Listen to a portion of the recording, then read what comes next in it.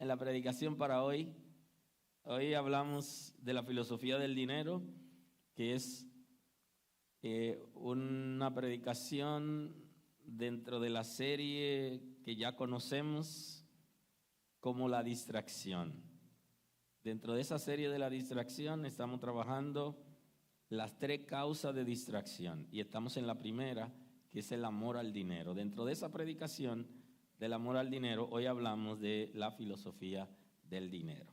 Para esto vamos a tener un texto bíblico para compartir con todos. Vamos al Evangelio según San Mateo. Evangelio según San Mateo capítulo 27. Vamos a tener el versículo 1. Ahí vamos a estar en la palabra de hoy, la lectura de principio. Y dice el texto bíblico en el nombre de Jesús, Evangelio según San Mateo, capítulo 27, versículo 1. Venida la mañana, todos los principales sacerdotes y los ancianos del pueblo entraron en consejo contra Jesús para entregarle a muerte. Y le llevaron atado y le entregaron a Poncio Pilato, el gobernador. Entonces Judas, el que le había entregado, viendo que era condenado, devolvió arrepentido las 30 piezas de plata a los principales sacerdotes y a los ancianos, diciendo: yo he pecado entregando sangre inocente. Mas ellos dijeron: ¿qué nos importa a nosotros? Allá tú. Arrojando las piezas de plata en el templo, salió y fue y se ahorcó. Los principales sacerdotes, tomando las piezas de plata, dijeron: no es lícito echarlas en el tesoro de las ofrendas, porque es precio de sangre.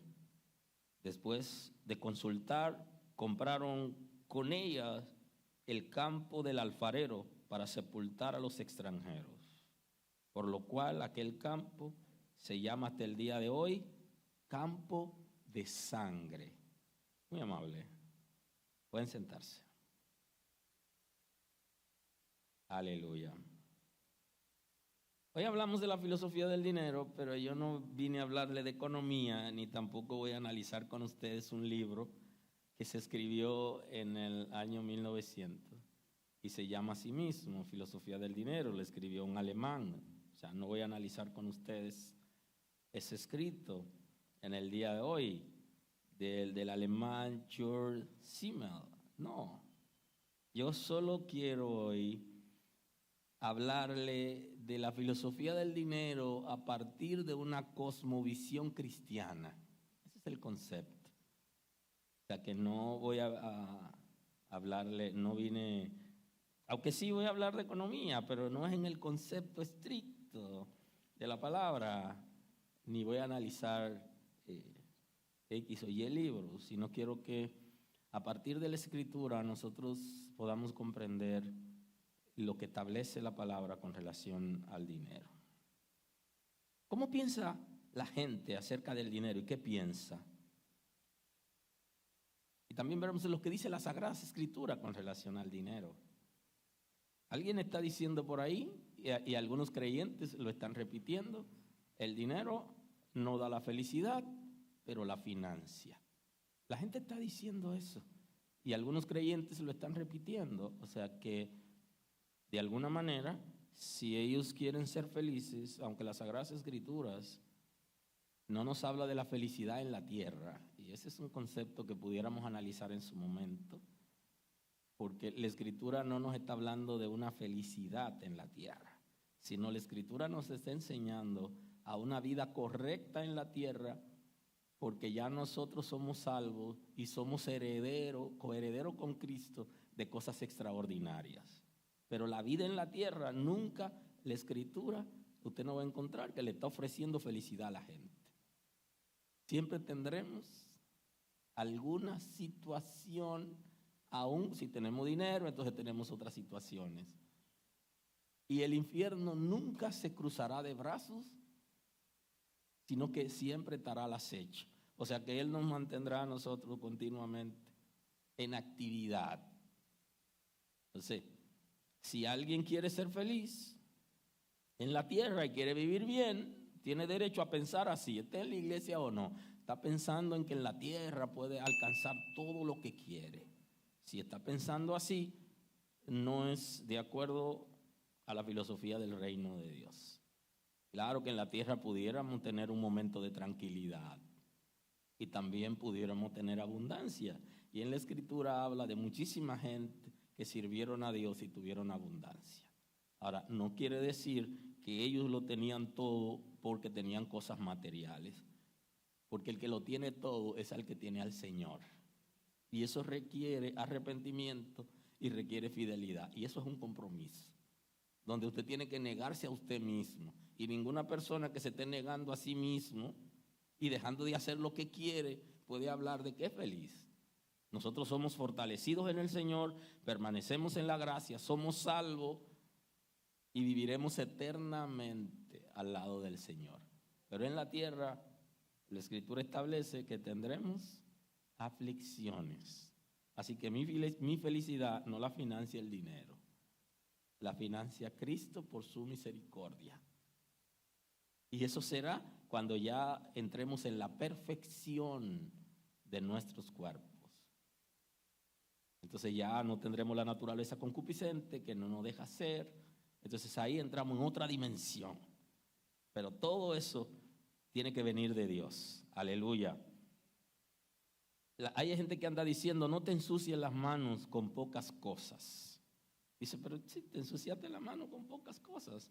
No te va a dar ni para pagar los abogados, la gente está diciendo. Y te dicen, si te va a ensuciar la mano, ensúciatela con mucho, para que tú puedas entonces resolver. Así piensa la gente. Pero cuando viene a ver, cualquier creyente pudiera estar pensando así. No te ensucies las manos con pocas cosas. Ese concepto lo vamos a ver cuando estemos analizando la expresión en los mandamientos que dice no hurtará. Dice que no es mucho ni es poco, sino que eso nace en uno de los mandamientos, el último si se quiere, que habla acerca de no codiciará. Ahí nace. El asunto está en que tú no debes codiciar lo que no es tuyo, no debes codiciar lo ajeno. No debes tener deseo de tener lo que le pertenece al otro, sea poco o sea mucho. Y el hecho de que pueda pagar los abogados para salir y guardar algo no significa que estás limpio, aun cuando la justicia te pueda absolver, porque el concepto en el reino de Dios es justificación. Es un concepto judicial que se aplica cuando alguien es declarado libre de culpas, pero de las culpas del pecado, cuando no es prófugo de la justicia de Dios, sino que en Cristo Jesús ha aceptado su sacrificio y como Él ha llenado las expectativas de la justicia de Dios, pues nosotros podemos vivir en paz. Ni es mucho ni es poco, es no codiciar, no querer tener lo ajeno, ni tenerlo, no tomarlo, ni poco ni mucho, ni una cosa ni la otra. Y hay una expresión, y esta expresión lo plantean algunas personas que se llaman cristianos y que están en las iglesias. Ellos dicen lo siguiente: cuando el dinero llega a mis manos, se santifica porque yo soy santo. Eso lo plantean gente que está sirviendo en el reino de Dios, que está sirviendo a la iglesia y que tiene posiciones de importancia. Tiene posiciones de importancia. Y dicen que cuando el dinero llega a sus manos, lo santifican. Si el dinero no viene de una procedencia correcta, nunca se santificará. Inclusive hay dinero que procede de medios correctos en términos de las leyes de la tierra, pero es incorrecto en el reino de Dios, porque no es lo mismo el reino de Dios que las leyes de la tierra. El reino de Dios supera las leyes de la tierra. Y hay cosas que jurídicamente son válidas, son buenas, en la tierra, pero Dios lo desaprueba. Y como Él lo desaprueba, entonces no es correcto. No se va a santificar. El dinero que viene de sangre nunca se lava. No llega a ser limpio, nunca, porque ya está manchado su origen. Y aquí sí podemos aplicar la filosofía del dinero al origen. Por favor, si me pueden ayudar. El origen del dinero, de dónde viene, de dónde procede. No es verdad que nosotros tenemos poder para limpiar el dinero. Y porque si yo soy santo, no debería recibir dinero que no sea santo o que no sea de procedencia correcta conforme a la norma del cielo. Porque nunca llegaré a santificarlo si no es de procedencia correcta. Porque el origen de donde sale ya está contaminado. Aleluya. ¿Alguien está aquí hoy? Así que cuando el dinero llega a su mano, usted no puede santificarlo. Si el origen es malo, si está manchado, realmente no tenemos como no tenemos los datos de cuándo comenzó a circular sustancias prohibidas en el mundo, excepto el opio, que generó toda una guerra entre China e Inglaterra y que se produjo la separación de Hong Kong y todo eso. Pero antes de eso ya había dinero de procedencia ilícita, porque cuando Juan estaba predicando llegaron unos soldados donde él y le dijeron: Juan, nosotros queremos servir a Dios, ¿qué hacemos? Y él le dijo: no hagan extorsión a nadie, sino conténtense con su salario. O sea, aquella de procedencia incorrecta y todo aquello, cuando la Sagrada Escritura habla de cuando se recibe cohecho o se recibe soborno, se pervierte el derecho. Hay prevaricación en el juez cuando acepta el soborno para favorecer a alguien. O sea que desde hace años ya la misma Escritura está hablando acerca del dinero de procedencia. Puede ser de mala procedencia, de procedencia dudosa o de comportamiento no apropiado para conseguir cosas. Aleluya. Y también he escuchado entre creyentes que han dicho: quiero levantar casa a Dios y el dinero aparecerá de donde sea. Queremos levantar casa a Dios, pero no lo buscaremos donde sea, porque hay fuentes que no son apropiadas bíblicamente hablando. No es de donde sea, no es verdad. Tiene que ser de procedencia correcta. Y si no, al final no le estamos levantando templo a Dios. Bueno, David tenía todos los recursos para hacer el templo, pero el Señor no quiso que él hiciera templo. Eso es un privilegio que no a todos Dios le concede. Y entonces le dice que él no puede hacer templo porque él era un sanguinario y que sus manos habían sido manchadas con sangre. Y entonces alguien puede decirme en esta mañana: pero no lo perdonó Dios. Claro que sí, que Dios lo perdonó, pero no estaba en capacidad de levantar templo a Dios. Y le dice: no, yo quiero que sea tu hijo que levante templo. Y le dio ese privilegio a Salomón, y de ahí que usted conoce un texto bíblico que nació ahí en la inauguración del templo y que lo utilizan los políticos en este tiempo de crisis y todos los creyentes, que habla de: si se humillare mi pueblo, en el cual mi nombre es invocado, y oraren y se convirtieren de sus malos caminos, yo oiré desde los cielos, sanaré su tierra, sanaré su medio de producción. Esa es una expresión del templo en la inauguración, y no le correspondió a David, sino a Salomón. Claro, el texto bíblico, la gente lo está mencionando, pero no se adentra para buscar que se necesita un arrepentimiento para que la tierra sea sanada y para que Dios pueda responder. Eso es sumamente importante. Aleluya. Y hay otra expresión que he escuchado entre los creyentes, dice, no podemos gastar lo que tenemos, hay que buscar más. Y por eso continuamente viven pidiéndole a la gente, pero no es porque no tienen, es porque hay una filosofía y es no gastemos lo que tenemos. Vamos a quedarnos con ese ahí, vamos a buscar más. Esa filosofía se puede aplicar en la administración de una familia, de una casa donde usted recibió un dinero y usted dice, bueno, pero si podemos buscar más, vamos a buscarlo y vamos a retener este. Pero el planteamiento filosófico es dentro de creyentes que están planteando que lo que ya recibieron, lo que la gente donó ya, no se puede gastar, hay que pedirle más. Y es un concepto errado del dinero, porque si Dios nos ha dado, ¿por qué pedir más a la gente?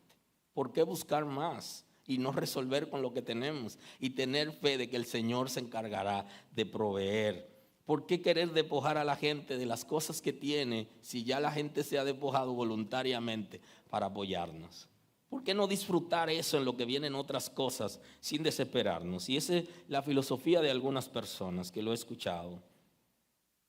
Y otro planteamiento filosófico interesante es que plantean los pobres siempre estarán ahí. Y el concepto también es extraño porque Cristo no quiso decir la interpretación que le dan. Pero si le vamos a dar a los pobres lo que tenemos, nos vamos a quedar sin nada. Eso es posible que sea así el concepto, pero la idea de que los pobres siempre estarían ahí es una manera de dirigirse a Judas Iscariote, que estaba diciendo que habían hecho un desperdicio porque habían derramado un perfume costoso en él. Y Juan, apóstol, está diciendo que Judas tenía interés de que haya suficiente para él servirse con la cuchara grande. Y a Judas él le responde de esa manera, pero él nunca dijo que no ayuden a los pobres porque los pobres siempre estarían ahí. No, los pobres están ahí y siempre que tú quieras ayudarlos lo va a encontrar. Ese es el concepto. Ahora, la filosofía de algunos es que no pueden dar a los pobres lo que tienen porque al final siempre habrá pobres y no se puede llenar las expectativas de todos. Tú no puedes llenar las expectativas de todos, pero al menos puede asistir el que está cerca de ti, que tiene necesidad. Y se puede asistir no solamente en términos económicos, sino también en la formación. Y creo que en una de las predicaciones aquí le hablé del concepto de pobreza y que el concepto apropiado de pobreza es justamente la gente que tiene necesidad. Porque la gente que tiene necesidad y que tiene una mente amplia y que tiene ideas no se ve como pobre aun cuando tiene necesidad. Y tiene posibilidad de avanzar y de generar ingresos porque tienes ideas. Así que si usted puede no solamente compartir cosas materiales, sino formar a la gente, educar, asesorar bien, eso va a funcionar para que hagan buenas inversiones. Aleluya. Aleluya. Así piensa la gente. Ahora, ¿qué dice el texto bíblico? A Jehová presta el que da al pobre, y el bien que ha hecho lo volverá a pagar. Eso está en Proverbios 19:7. Dice, a Jehová presta el que da al pobre. Ese es el concepto bíblico. Que si usted le da a una gente que tiene necesidad, usted le está prestando a Dios. Lo que está diciendo Dios es, yo te lo pagaré a través de la palabra. Yo lo asumiré como un préstamo y te lo devolveré. Claro, usted no puede dar pensando en lo que va a recibir. Y ese es otro principio de la filosofía del dinero que nos han enseñado mal. Tienes que dar para recibir. No, el concepto es el concepto de mayordomía. Lo que yo tengo pertenece a Dios y yo soy administrador de eso. Y yo debo compartir con el que tiene necesidad y debo compartir con la obra de Dios porque eso no es mío, eso es de Dios. Y mi hermano que tiene necesidad también es de Dios. Ese es el concepto. Y no es dar para recibir más, porque no es el concepto bíblico. El concepto bíblico es dar por agradecimiento. Aleluya, aleluya. Así que yo no le voy a decir a usted que si usted aporta aquí, usted va a ser más pobre, porque esa no es la idea bíblica. Pero aquí no le vamos a prometer villas y castillos para que usted venga a dar. Ni le vamos a prometer el cielo por lo que usted traiga, porque el concepto bíblico no es ese. El cielo está abierto para aquellos que se arrepienten de sus pecados y reciben a Cristo como su Salvador. Para ellos está abierto el cielo y está cerrado para aquellos que aunque cooperen en las iglesias no se arrepienten. Aleluya. Aleluya. Dice el Señor que se lo volverá a pagar. Y también el concepto es que el impío toma prestado y no paga, mas el justo tiene misericordia y da. Eso es lo que establece Salmo 37, 21. El que vive en impiedad, el que no tiene temor de Dios, el que no sirve a Dios, le toma prestado a la gente y no lo paga. Mas el que conoce a Dios, el justo, el que ha sido justificado por gracia, ¿qué hace? Tiene misericordia y regala. Mire la diferencia. El que es impío despoja a la gente haciéndole promesa, yo te lo pagaré, pero no paga. Mas el que ha sido justificado, más el justo, el que vive bajo principio, en vez de engañar a la gente tomándole prestado, lo que hace es que le regala. Y de hecho hay gente que no se le puede prestar porque no tiene de dónde pagar. Y lo mejor que podamos hacer es darle. Y hay gente que no pagan y ya lo sabemos, pero no nos gusta buscarnos problemas y le prestamos. No. Si alguien que usted sabe que no paga va donde usted, regálele algo. Dile, mira, yo te regalo esto y busca lo otro por allá. Y así usted no tiene esa carga. Porque a veces van donde el pastor buscando que le resuelva una situación en la que no lo involucraron. No, que yo le presté tanto a fulano, pero yo no sabía ese negocio. Si tú vienes donde mí yo te podía asesorar, pero ahora ¿qué yo hago? Que te pague cuando pueda. Y entonces no lo ponen en la agenda. Y entonces los impíos hacen eso. Viven siempre tratando de atrapar a todo el que presta y lo recogen todo y no lo invierten para generar y poder pagar, sino que continuamente viven consumiendo y teniendo vida de lujo a costa de las otras personas. Por eso es que en el libro de Éxodo, el capítulo 22, versículo 25, al pueblo de Israel, el Señor le da una enseñanza importante que le iba a servir a ellos como nación. Dice, cuando prestare dinero a uno de mi pueblo, al pobre que está contigo, no te portarás como logrero. Momento importante. Dice, cuando haya alguien del pueblo que tenga necesidad y vaya donde ti, no te aproveches. No busques la oportunidad para sacar ventajas. Porque tu hermano. Y entonces añade en el texto, ni le prestará usura, y si tomares prenda el vestido de su prójimo, a la puesta del sol se lo devolverás. Y esto es sumamente interesante porque la Sagrada Escritura, aquí el Éxodo está regulando una nación de cómo debe manejarse. Y entonces no es malo que cuando uno le preste a alguien le tome algo de garantía. Eso no es malo. Lo único que le dice que si lo que tomó de garantía es algo que necesita para cubrirse en la noche, que se lo dé en la noche y que el día siguiente se lo lleve en la mañana. Pero no es malo que cuando usted le presta a alguien, usted tome algo de garantía. Y el usurero es el que es un logrero, aprovecha para sacar ventajas y siempre quiere cobrar más que lo que está establecido en la ley. Y hace negocios ilegales. Y su deseo es aprovecharse de la gente para sacar ventajas. Por encima, en todos los países del mundo hay leyes establecidas, hay normas en el Estado de Derecho acerca de cómo se debe prestar y cuáles instituciones están autorizadas para hacerlo y cuál es el monto de ganancia. Entonces todo el que va por encima de lo que establece la ley en términos de ganancia es un usurero. Es un aprovechador de la necesidad o de la crisis de la persona. Si tomare prenda, le dice, trátalo como hermano y le hiciste un préstamo y llevó una prenda de vestir, pero esa prenda la necesita para cubrirse en la noche, porque no tiene sábana. En la noche déjalo que se cubra y el día siguiente que te la lleve. Eso es sumamente importante.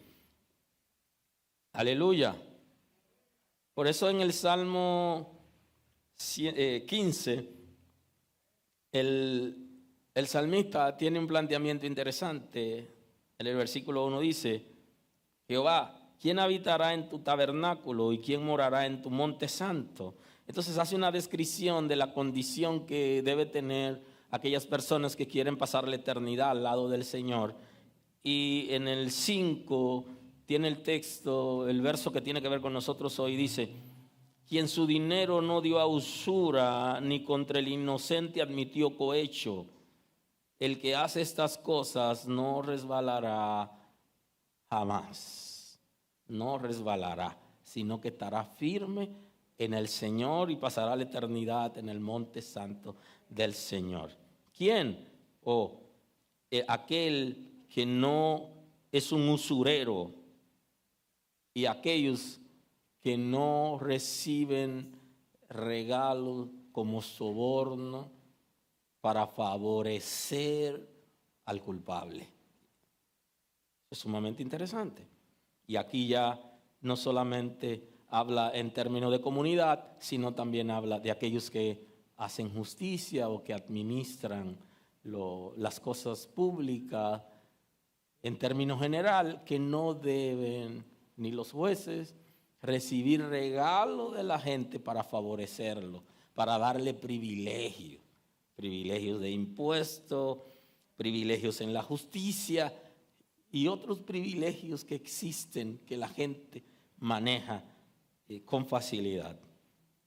Y creo que los hijos de Dios deben aprender a respetar, porque algunos no están recibiendo soborno, pero tienen una naturaleza de trepadores, y cuando van a los sitios no quieren hacer fila como todo el mundo, se van colando, y así es que se comienza a una vida de engaño, de privilegios, y en términos general entonces reciben regalos para dar privilegios, que son los regalos que se reciben también la gente que está encargado de compras en los departamentos de compras, que le hacen regalos sustanciosos para que la persona solo le compre a esa empresa y no le compre a las demás. Y siempre la licitación la gana el que está dando los buenos regalos. Y regalos que llegan hasta el 5% del costo o de los precios establecidos en el libre mercado. Entonces de eso se trata, eso es lo que está estableciendo el texto bíblico. El origen de esos regalos no es sano. Y los hijos de Dios no deberían involucrarse en recibir, aunque hay cosas que ya entre los impíos se ha legalizado, es algo normal y que se repite con toda normalidad, pero para los hijos de Dios debe ser rechazado. Aleluya, aleluya. Ni contra el inocente admitió cohecho.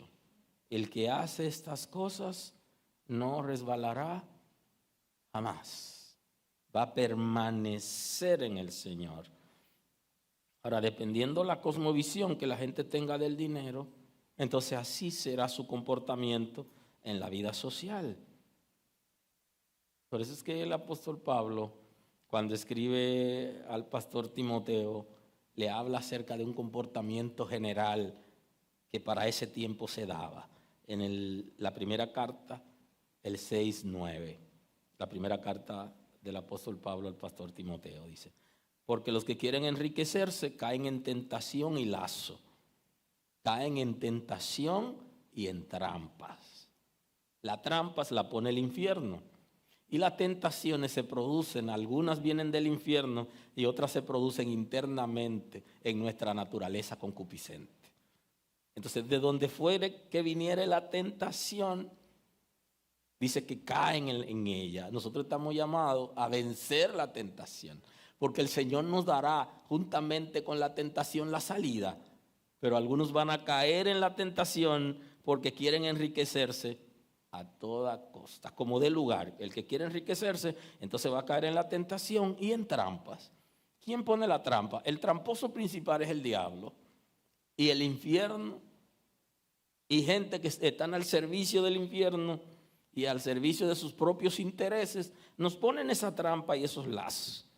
Y entonces los que quieren enriquecerse pueden caer porque la oferta la van a recibir. El infierno está analizando mediante agentes, representantes que ven nuestros comportamientos y estarán pendientes de cualquier debilidad para atacarnos. Y a cualquiera lo pueden tentar si está interesado en enriquecerse. Tú lo que quieres enriquecerte, pues no te preocupes, que yo te voy a ayudar. Y hay mil y una maneras que tiene el enemigo de ayudar a la gente que quieren enriquecerse. ¿Es malo ser rico el concepto bíblico? No lo es. Cuando las riquezas son obtenidas mediante el trabajo honesto y usted ha pagado los empleados, ha pagado los beneficios y lo que usted tiene son sus ganancias. Gloria a Dios por aquellos que se enriquecen de manera lícita, trabajando y haciendo buenas inversiones en las bolsas de valores y en empresas que son productivas y que son punteras en el mercado. Gloria a Dios por aquellos que hacen esto. Y que esas empresas no estén ligadas a comportamientos sociales o alteren el comportamiento social que la Escritura está negando. Porque eso también es importante. Porque imagínese usted que la empresa puntera sea la de tabaco o la de bebidas alcohólicas y que nosotros estemos invirtiendo ahí como creyentes. Ya la cosa es diferente. Eso es legal en la tierra, pero en el cielo se desaprueba porque viene a desestabilizar el matrimonio, la familia, por medio de las bebidas alcohólicas, y el tabaco viene a producir vicio y a dañar el cuerpo de la gente igual que el alcohol. Y entonces si nosotros predicamos de que la gente que viene a Cristo tiene que salir de ese comportamiento, nosotros no podemos estar haciendo inversiones en esas compañías. Hoy no somos hijos de Dios. Entonces depende el origen, y de eso se trata, el origen de las riquezas. Ahora los que quieren enriquecerse están ciegos y lo que quieren es más cada vez. Y en codicias necias y dañosas se vuelven codiciosos de ganancias deshonestas. Se vuelven codiciosos de los vehículos y de la casa que tienen las otras personas. Y quieren obtener esas cosas. Para nada. Hay gente que tienen tantos vehículos de lujo que no van a hacer nada. Eso sirve para llenar su ego. Aleluya. Aleluya. Y hunden a los hombres en destrucción y perdición. Y el concepto perdición usted lo puede ver en el sentido espiritual y en el sentido natural. Natural porque se corrompen violando las leyes, y espiritualmente porque les espera el castigo eterno por su comportamiento en la tierra. Entonces la gente que tiene esas ambiciones desmedidas serán destruidos y caerán en perdición, porque la raíz de todos los males es el amor al dinero. Y es un concepto bíblico. Ya para el tiempo del apóstol Pablo se sabía, y miren, ni siquiera imagínese hoy que lo pudiéramos analizar ese texto y tomarnos un gran tiempo analizándolo. Pero eso es parte de esta predicación que tiene varias entregas. Es el fuerte, el concepto donde se sacó el tema. Así que ese texto tenemos que verlo continuamente aquí. El cual codiciando algunos se extraviaron de la fe y fueron traspasados de muchos dolores. Se volvieron herejes, doctrina de error, cayeron de la fe. O sea, no tienen la fe genuina, tienen mala fe.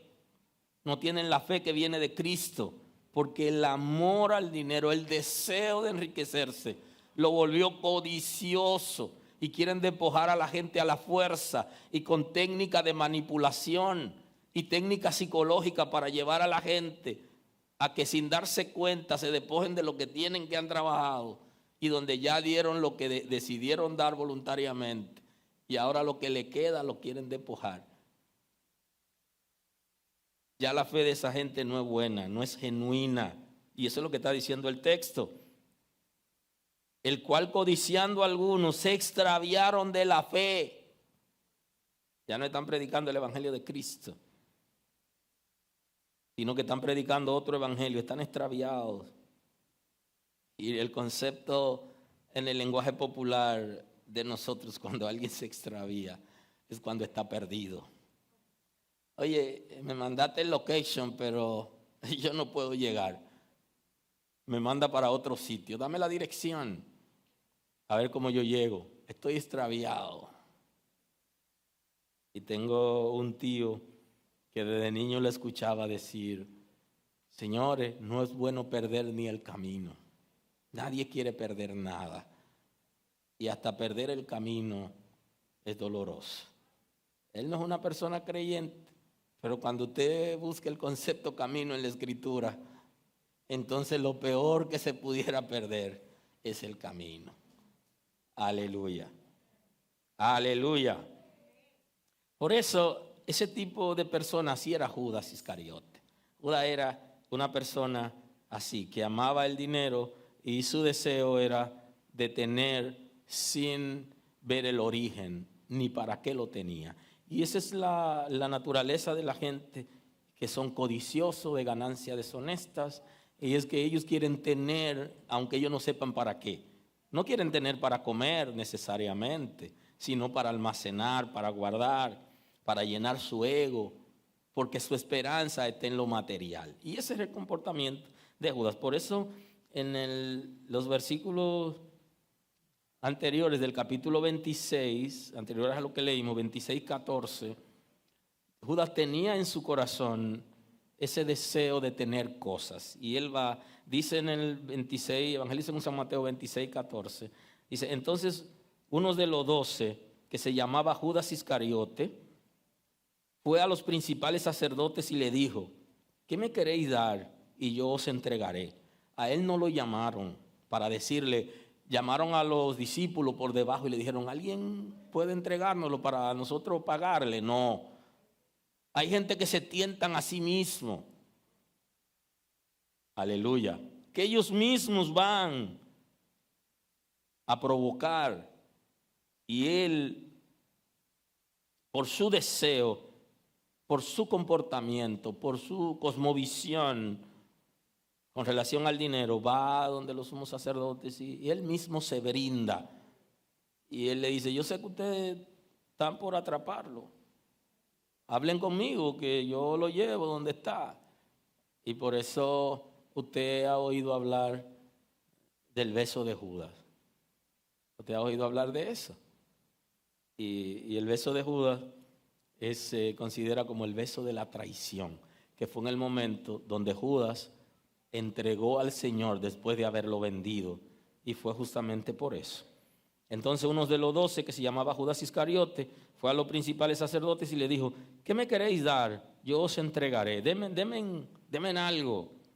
Y ellos le dieron por Cristo lo que estaba establecido que costaba un esclavo. No le dieron un chin, no. Le dieron la porción establecida que costaba un esclavo en ese tiempo.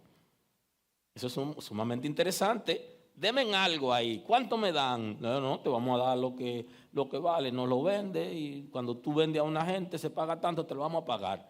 Te vamos a pagar lo que esté establecido por un esclavo. Y eso le dieron 30 monedas de plata a Judas. Pero él es que se brinda. Ellos le asignaron 30 piezas de plata. Desde entonces buscaba la oportunidad para entregarle. Hasta ese día, cuando va y lo entrega, que aparece entonces dándole el beso, porque el negocio era: yo lo voy a llevar donde él está, y como son muchos y ustedes no saben exactamente quién es, y por el momento, la circunstancia donde estaban, el lugar, Se requería tener certeza para no agarrar uno que no sea. Y entonces él dijo, a quien yo besare, ese es. Y entonces va. Hola, maestro. Buenas noches, maestro. Paz, maestro. Y lo besa. Y esa era la señal que él había establecido, porque ya su corazón estaba dañado y él quería conseguir dinero a toda costa, aún vendiendo a su propio maestro. Luego vemos en el texto que tuvimos en el principio cómo él es acusado por su propia conciencia después de haberlo vendido. Pero el negocio ya estaba hecho. Venida la mañana, todos los principales sacerdotes y los ancianos del pueblo entraron en consejo contra Jesús para entregarle a muerte. Y le llevaron atado y le entregaron a Poncio Pilato, el gobernador. Entonces aquí ya toman la decisión de entregarlo a Poncio Pilato después de haber participado en un juicio público, oral y contradictorio, donde utilizaron falsos testigos, donde lo acusaban, y luego que ellos determinan que debe morir, entonces se lo entregan al gobernador romano para que él determine lo que ya ellos habían aprobado. Pero ellos no, la ley no estaba por encima, la ley del país no estaba por encima de la ley del imperio. Y quien representaba al imperio él era el gobernador. Y entonces tenían que entregar para que él tome la decisión final. Y de ahí es que ustedes se han familiarizado con la expresión de lavarse las manos. Y es cuando él termina acusando a los sacerdotes y al pueblo y tratando de salirse con la suya, diciendo que él no era culpable, sino su propia gente. Era que querían matar a su maestro, a su líder y guía. Entonces Judas, el que había entregado, viendo que era condenado, devolvió arrepentido las 30 piezas de plata a los principales sacerdotes y los ancianos, diciendo: yo he pecado entregando sangre inocente. Entonces aquí Judas se siente remordido por su conciencia de que lo había hecho mal. Pero ya lo había hecho, ya lo había entregado. Y ese remordimiento de conciencia, saben que la conciencia es una facultad del corazón, es natural, que se desarrolló en el ser humano a partir del pecado de Adán y que nos guía a lo que es correcto y nos llama la atención cuando hacemos cosas que son incorrectas. Entonces Judas, por su propia conciencia, estaba siendo acusado y decidió regresar al templo. Vio que Jesús era condenado y se dio cuenta que la condenación, ya él estaba cerca escuchando, era de muerte, y que el pueblo pedía la muerte y dice: wow, lo van a matar. Y yo soy el culpable, el responsable. Y no quiero analizar con ustedes a Judas, que el profesor Voss escribe acerca de Judas calumniado, y recientemente escuché una predicación donde alguien estaba planteando que el Señor, cuando bajó al infierno, salvó a Judas. Y yo no voy a entrar en un análisis de eso, porque son sumamente interesantes y medio complicados y tenemos que sentarnos fríamente para ver. Pero yo sé que algunos están pensando: bueno, pero él se arrepintió. El concepto aquí es remordimiento de conciencia, lo que él tiene, y el arrepentimiento para vida es otro concepto en la Escritura. Es cuando nosotros reconocemos nuestra falta y vamos donde el Señor con plena determinación de alcanzar una nueva obediencia, que no fue lo que hizo Judas, porque de acuerdo a lo que dice el texto bíblico, él se suicida. O sea que en vez de ir y reconocer lo que hizo y arrepentirse, él lo que hace es que termina con su vida. Entonces no podemos decir que Judas tuvo tal arrepentimiento conforme al concepto del evangelio de arrepentimiento. Aleluya. Yo he pecado entregando sangre inocente, mas ellos dijeron: ¿qué nos importa a nosotros? Allá tú con tu problema, resuelve tú tu problema, que ya nosotros resolvimos el de nosotros, que era eliminar la única competencia que había, que cuando salía a las calles nadie iba al templo, todo el mundo seguía atrás de Jesús y escuchaban más a Jesús que los otros predicadores Y decían, él habla como quien tiene autoridad. Eso le generó celos y por eso lo entregan. Y los que plantean que Judas fue calumniado es porque están diciendo que fue el Imperio Romano y que utilizó a Judas como carnada, pero nosotros estamos viendo en el texto bíblico cómo Judas, producto de su deseo, su ambición desmedida de querer tener dinero a toda costa, negoció con el Señor y lo vendió literalmente y recibió un pago por el Señor, por la venta de su maestro. Se desentendieron, así eran los líderes del pueblo de Israel y así hablaban. A nosotros no nos importa lo que a ti te pase, ya tú resolviste lo que nosotros queríamos que nos resuelva. Así piensan los religiosos. Y él arrojó, entonces, como no pudo hacer el negocio para darle para atrás, arrojó el dinero en el templo. Lo interesante de esto es cómo piensan esos ancianos, esos sacerdotes, cómo piensan del dinero. Y creo que pueden darnos cátedra a nosotros. Ya en ese tiempo, en el tiempo de Cristo, ya para ese tiempo se tenía una visión clara de lo que era el dinero.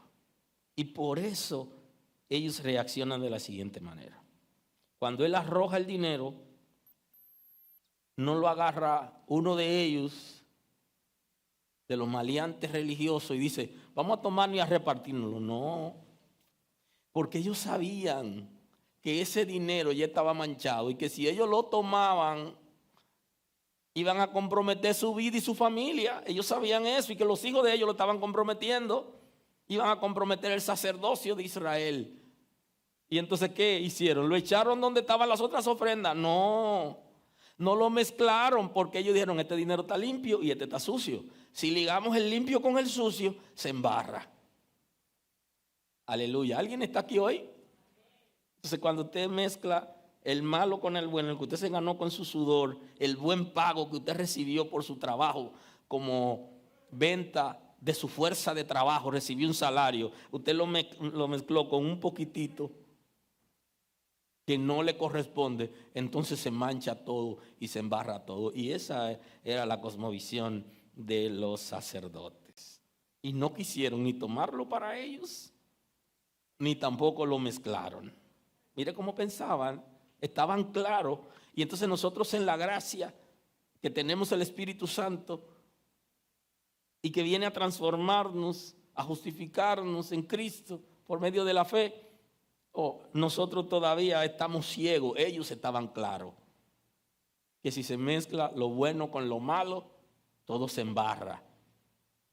Y entonces el concepto dinero de sangre, que para nosotros en nuestros días el dinero de sangre está ligado al narcotráfico y está ligado al lavado de dinero. El lavado porque no se sabe el origen y pudiera ser de narcotráfico, y el narcotráfico que está manchado con sangre, con muerte, y entonces la gente no entiende el concepto.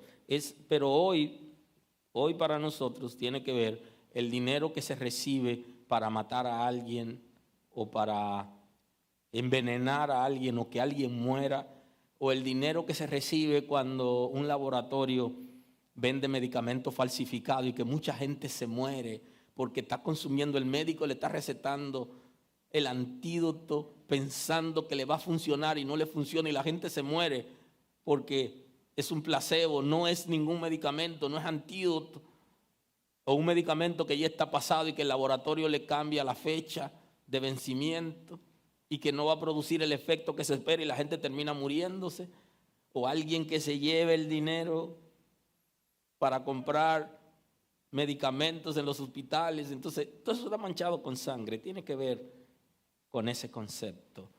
Aquí estaba manchado con sangre porque Judas había vendido a su maestro y ya el maestro había sido sentenciado a muerte. Entonces el costo de ese dinero fue la sangre que lavó mis pecados Pero en ese momento, nuestro maestro fue traicionado por uno de sus discípulos. Aleluya. Y entonces que hicieron una reunión. ¿Y qué hacemos con ese dinero? Eso es sumamente importante. Hoy, ¿qué va a hacer la iglesia con ese dinero? No lo junten, no lo reciban. No vamos a buscarle un destino. Entonces el destino que ellos le buscaron fue comprar un cementerio para enterrar impíos. Oiga, ni siquiera un cementerio para enterrar judíos o israelíes, no, para enterrar impíos. Oiga, porque no querían que un hijo de Dios, un descendiente de Abraham, sea sepultado en un terreno bajo maldición. Mire qué cosmovisión. Que ni siquiera a la hora de morir, el lugar donde va a descansar su cuerpo hasta que suene la trompeta, ni ese lugar lo consiga con trampa.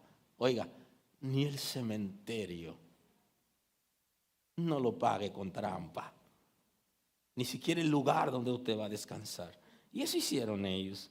Ellos estaban muy claros, aún en su ceguera espiritual, ellos estaban claros de lo que iba a pasar si ellos tomaban dinero manchado con sangre.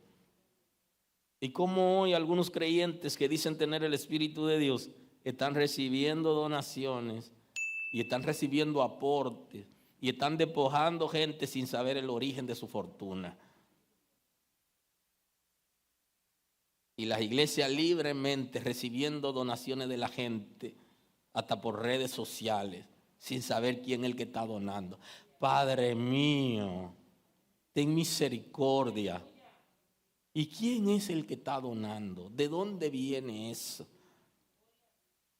Entonces ellos entendían que no podían hacer socio a Satanás del dinero que estaba donando la gente, producto de su trabajo. Y que ellos sabían muy bien la trampa que hicieron para condenar a Jesús y la falsedad que se inventaron. Estaban claros ellos. Por eso, después de consultar, de hacer una reunión, dijeron lo siguiente: compraron con ella el campo del alfarero para sepultar a los extranjeros. Por lo cual aquel campo se llama hasta el día de hoy campo de sangre. Oiga, es una iglesia que se construye con dinero mal habido, se le queda el nombre para siempre. Aleluya. Que el Señor tenga misericordia de nosotros y nos dé la oportunidad de abrir nuestros ojos espirituales y orar cada vez que vamos a hacer negocio con alguien o que vamos a trabajar en alguna empresa, compañía, para que el Señor nos dirija. Y usted va y usted ve que usted es el mejor candidato, la mejor candidata y no le dan el trabajo. Tranquilo, tranquila, que usted no sabe por qué el Señor no quiere que usted trabaje ahí, de que el Señor lo está guardando. No salga zapateando ni maldiciendo. Le dieron el empleo a una persona menos capacitada que yo. Olvídese de eso. Que eso no es lo que el Señor tiene para usted. El Señor quiere guardarlo de trampas. Aleluya. Quiere guardarlo de algo. Así que el dinero no se puede santificar. El dinero no se puede lavar. El dinero que está manchado con sangre sigue para siempre con sangre, de generación en generación. Y usted lo que le está dejando a sus hijos es un compromiso. Aleluya. Tengo que concluir, como cada vez es parte de la dinámica, cerrar para volvernos a ver. El conocimiento de Dios y de su palabra debería cambiar nuestra cosmovisión con relación a la vida, al mundo y al dinero. Si la palabra de Dios no va a influenciar en nuestras vidas y ser transformado por el Espíritu y cambiar nuestra cosmovisión, ni siquiera tiene sentido ir a una congregación y sentarse a escuchar la palabra si no deja que la palabra haga el trabajo. Si vamos a tener líderes que están comprometidos con dinero malo, y si la gente en la iglesia va a estar involucrado en una vida mundana, siendo trepadores y recibiendo cosas que no son lícitas conforme al reino de Dios, entonces no somos iglesia al final. Nuestros ojos deben ser abiertos, nuestros intelectos tienen que ser libres, nuestro razonamiento tiene que ser en el Espíritu de Dios conforme a la palabra, para nosotros obedecer a Dios y vivir conforme a su diseño. Y el dinero tiene que ser parte de esa dinámica. No sea logrero, no aproveche cualquier coyuntura para despojar a la gente de su dinero. Pídale al Señor que lo guarde de malos negocios, que lo guarde de trampa y que lo guarde de dinero sucio, porque cualquiera puede caer en la trampa.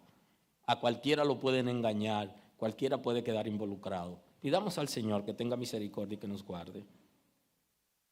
No siempre debemos estar buscando sacar ventajas. Yo no estoy hablando de los negociantes, porque el que está negociando no puede negociar para perder. En términos generales en la vida estoy hablando. No siempre la amistad da una ventaja. Usted no puede buscar ventaja en las amistades. La iglesia no puede estar buscando ventaja en la gente que le predica o en los miembros. Los líderes no podemos estar buscando ventaja los unos con los otros en términos económicos. No necesariamente. Y hay un principio que he aprendido en el tiempo que tengo en el ministerio. Comencé bien joven. Y hay gente que el Señor lleva a la iglesia para que apoyen económicamente, y hay otras personas que el Señor lleva para ponernos a prueba, a ver si es verdad que lo amamos y tenemos que darle. Y hay a otros que lleva para que sean líderes que tienen conocimiento de la palabra y van a aportar, pero conocimiento. El Señor sabe. No a todos se les saca ventaja. Entendamos los propósitos de Dios y su diseño. Y tracemos bien la palabra de verdad para que no estemos avergonzados cuando estemos delante de Dios, porque quedaremos mal. Y eso puede ser un comportamiento de vergüenza cuando estemos delante de Dios. El Señor nos puso a alguien para que lo bendigamos y no lo hicimos. Por la razón que fuere, incluyendo algunos que dicen que no tienen, pero cuando alguien quiere bendecir al que tiene necesidad, no tiene dinero ni necesita dinero, solo tiene la idea de que hay que bendecir a esa persona y es capaz de buscarlo. Dios provee. Cuando se quiere, no hay manera de que se vaya. No, quédate ahí que yo te voy a resolver. Aleluya. Aleluya.